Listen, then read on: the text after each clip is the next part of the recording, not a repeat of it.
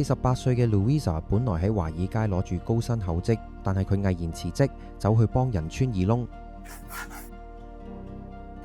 原因只係想幫囡囡揾一個安全嘅地方穿耳窿。佢發現市面上可以穿耳嘅都喺信唔過嘅小店同感覺危險嘅紋身鋪，於是佢心諗，點解唔自己開一間專業又安全嘅穿耳窿服務？2017年 Louisa 開始咗 Rowan， 主打所有穿耳師都係註冊護士。一開始冇實體店，只係提供上門幫人穿耳窿，仲自家出$20一對嘅低敏耳環訂閱盒。創業初期，無數人笑佢穿耳窿都可以變生意，連投資人都話唔值得投資，但佢靠住堅持，最後成功融資。事實市場證明咗佢係啱嘅，大量家長因為安全同儀式感而幫襯。到今日 Rowan 已經有超過90間分店，800位員工。2024年營收突破$7000萬，更計劃2025年衝上1.5億。Louisa 話：最難嘅時候好多次想放棄，但每次見到顧客笑容，我就知道呢條路係值得走落去。其實創業從來都唔容易，好多時你會被人笑、